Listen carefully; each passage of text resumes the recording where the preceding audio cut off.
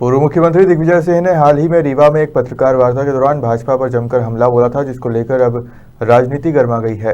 उनके दिए बयान पर पूर्व विधानसभा अध्यक्ष गिरीश गौतम ने अपनी प्रतिक्रिया देते हुए कहा कि दिग्विजय सिंह के बोलने का कोई महत्व नहीं है और वो कुछ भी बोलते रहते हैं। ये तुष्टीकरण की राजनीति करते हैं, इसलिए जनता ने उन्हें नकार दिया। ईवीएम के दम पे की है, ईवीएम को हैक कर रखा है भाजपा ने। उनका लड़का जीता है चुनाव, लड़का जयवर्धन सिंह जीता है ना, तो हैक नहीं हुआ, इस्तीफा दे दो ना। ईवीएम खराब है तो ईवीएम तुम जीत जाओ तो अच्छा है।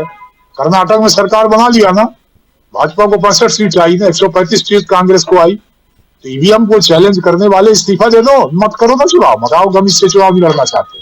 सीधे हम बैलेट पेपर, और बैलेट पेपर का हमने देखा है, मैं स्वयं भुक्तभोगी हूँ, दिग्विजय सिंह ही सरकार में थे। 2003 में जब ईवीएम पहली बार जब ईवीएम आई तो सरकार तो दिग्विजय सिंह की ही थी ना, तो क्यों नहीं गड़बड़ कर लिया उन्होंने।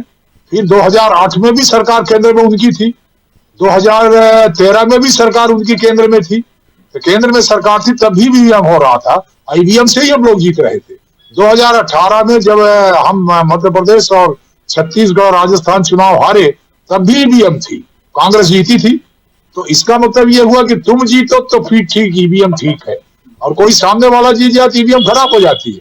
ईवीएम को इतना बड़ा गड़बड़ मानते हो तो कर्नाटक की सरकार को इस्तीफा दिवा करके चलो उसमें बैलेट पेपर की तरफ, हिमाचल प्रसाद में बनी हुई सरकार को इस्तीफा दिलवा दो, या जितने तुम्हारे 66 विधायक जीते हैं मध्य प्रदेश के भीतर सबको इस्तीफा दिलवा दो, और ये कहो कि हम ईवीएम चुनाव नहीं लड़ेंगे, हम बैलेट पेपर से लड़ेंगे। करो ये, यदि हिम्मत हो तो।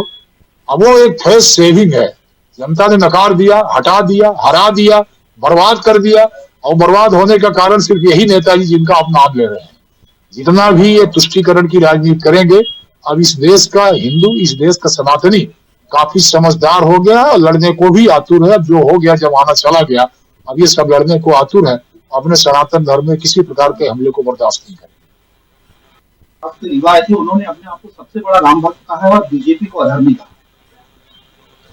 दिग्विजय सिंह के बोलने का कोई महत्व नहीं, और वो कुछ भी बोलते रहते हैं, और कुल मिलाकर के वो हमेशा इस बात का प्रयास करते हैं कि इस देश का अल्पसंख्यक जो वोटर है वो उनका इंटेक्ट रहे।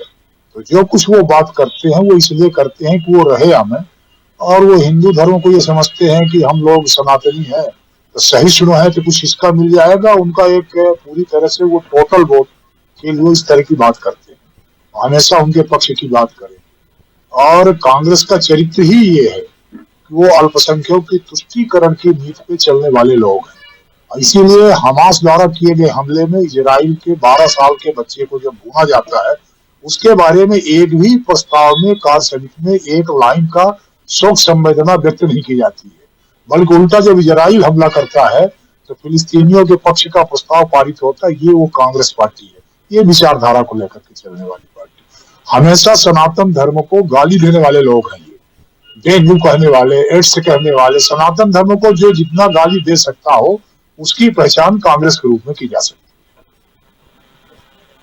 विजय जी ने आरोप लगाए हैं कि जो राम मंदिर, जहां बीजेपी का उद्देश्य राम मंदिर को बनाना नहीं बल्कि बाबरी मस्जिद को ढहाना। तो कौन सा बुरा किया?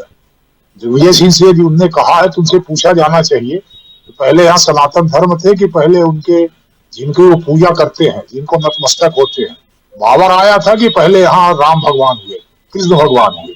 उनसे पूछा जाना चाहिए। जिनको ऐसा लगता है कि बाबरी मस्जिद सनातन के पहले की, तब की बात अलग है। मंदिर तो हमारा था ही, इसको स्वीकार करना पड़ेगा उनको।